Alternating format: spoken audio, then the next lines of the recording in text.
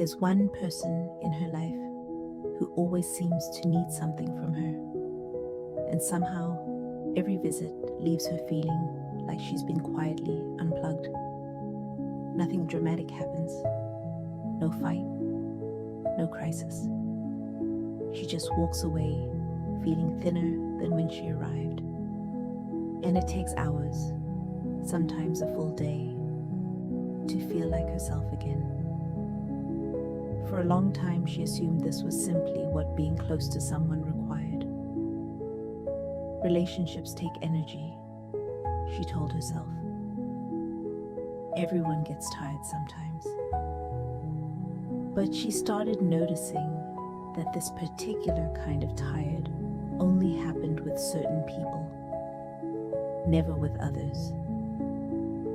A 2-hour dinner with one friend left her lit up and energized. A 20-minute phone call with someone else left her needing to lie down in a dark room afterward. The difference wasn't the amount of time spent. It was something else entirely. She began paying closer attention to what actually happened in those draining exchanges. The person rarely asked her a single question about her own life. Every conversation somehow circled back to their latest crisis, their latest complaint, their latest reason the world was against them. And she found herself nodding, listening, offering solutions that were never actually wanted, because the complaining wasn't really looking for a fix. It was looking for a place to land. And she, without ever agreeing to it, had become that place. People sometimes call this an energy vampire, and it's not as dramatic as it sounds. It isn't usually a villain doing this on purpose. Most of the time, it's someone who genuinely doesn't know how to hold their own emotional weight. So they unconsciously look for someone who can hold it for them. And a sensitive, caring person is exactly the kind of person that instinct finds. Not because she's weak, because she's generous with something most people guard more carefully. She remembers once sitting in her car outside her own home after one of these calls. Not ready to go inside yet, just breathing, trying to figure out where she ended and the conversation began. That moment, oddly, was the beginning of her finally asking better questions about what she was allowing into her days. If this is hitting close to home, go ahead and hit that subscribe button now, because we dig into exactly this kind of pattern every week here. And if you're still with me, a like really does help this reach someone else who needs to hear it. She used to think the only two options was staying available to everyone who needed her, or shutting down completely and becoming guarded with everyone, even the people who never drained her at all. Neither option actually felt like her. Closing off entirely made her feel numb and isolated, cut off from the very depth that let her connect meaningfully with people in the first place.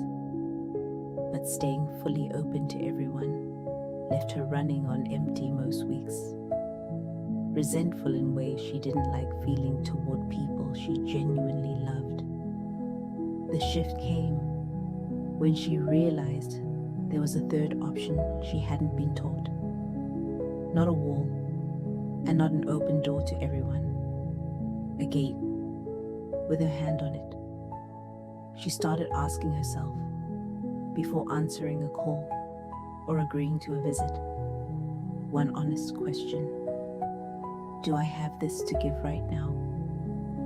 Or am I about to give it because I feel guilty saying no? The answer wasn't always no. Sometimes she genuinely had the capacity and wanted to show up.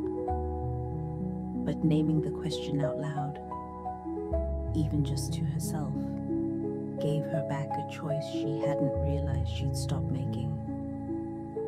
She also started noticing her own body as an early warning system, a tightness in her chest before a phone call even connected, a specific kind of tiredness that showed up the moment a certain name appeared on her screen. She'd spent years overriding these signals because they felt rude to listen to, learning to trust them instead, even quietly, even without ever confronting anyone directly, changed how much of her energy actually made it to the end of each week, still belonging to her. Nobody had ever taught her that noticing this counted as valid information, not an overreaction. None of this meant cutting people off or becoming cold. It meant learning the difference between compassion and depletion, which had gotten tangled together for so long, she'd stopped being able to tell them apart. She could still care deeply about someone's pain without volunteering to carry it for them. She could still love people who drained her, while also protecting the hours and energy she needed to keep loving them without resentment creeping in.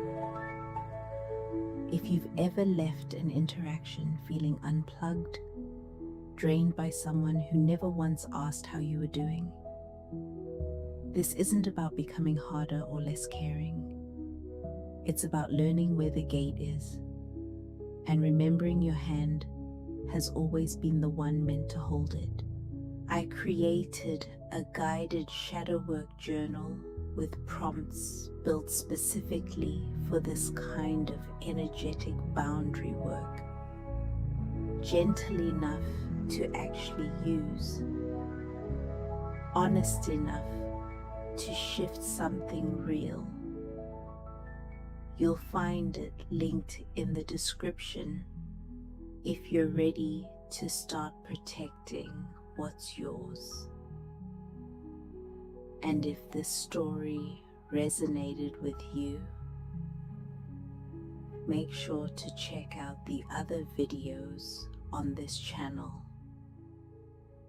where we explore more of this work together.